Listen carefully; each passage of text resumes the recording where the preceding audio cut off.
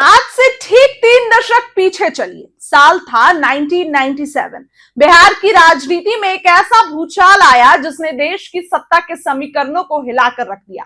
लालू प्रसाद यादव ने राष्ट्रीय जनता दल यानी आरजेडी की नींव रखी थी, लेकिन आज जब यह पार्टी अपने सफर के 30वें साल के मुहाने पर खड़ी है तो सबसे बड़ा सस्पेंस यह है कि इस 30 सालों में आरजेडी ने क्या खोया और क्या पाया।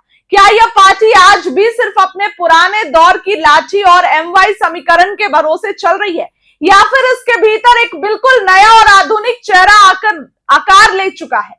इस पूरी कहानी में सबसे बड़ा और दिलचस्प मोड़ तब आता है जब हम पार्टी के नए युवराज यानी तेजस्वी यादव के बढ़ते कद को देखते हैं। पार्टी के इस 30 साल के लंबे सफर को अगर आप ध्यान से देखेंगे तो आपको एक बड़ा बदलाव नजर आएगा। जी हां, वो दौर अलग था जब लालू यादव अपने देसी अंदाज, ठेठ बोली और सामाजिक न्याय के आक्रामक नारों से भीड़ को बांध लिया करते थे। लेकिन वक्त बदला, परिस्थितियां बदली और आरजेडी की कमान धीरे धीरे एक युवा नेता के हाथों में आ गई।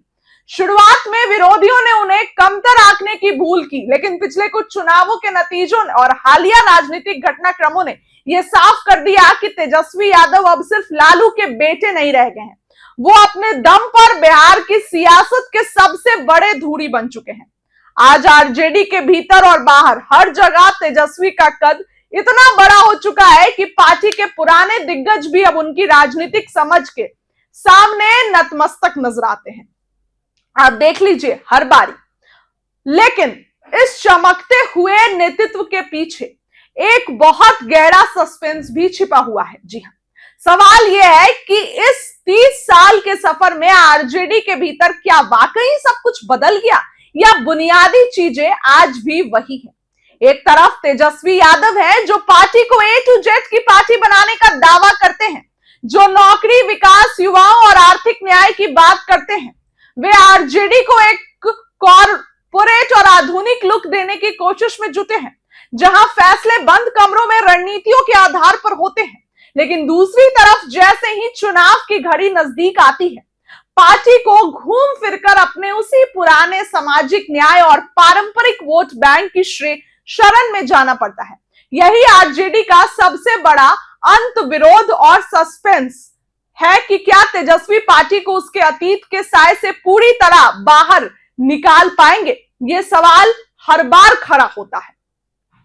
तेजस्वी के बढ़ते कद की सबसे बड़ी परीक्षा हाल ही में पार्टी की आंतरिक बैठकों में भी देखने को मिली है। एक तरफ जहां पार्टी के सीनियर और अनुभवी नेता उन्हें जमीन पर उतारने और पुराने दरों को याद रखने की नसीहत दे रहे हैं, तो वहीं दूसरी तरफ तेजस्वी यह साबित करने में जुटे हैं कि आज के दौर का चुनाव सिर्फ भीड़ से नहीं बल्कि एक बेहद मजबूत और आधुनिक संगठन से जीता जाता है। वे लगातार अपनी रैलियों और बयानों से एनडीए के बड़े बड़े सुरमाओं को सीधी चुनौती दे रहे हैं।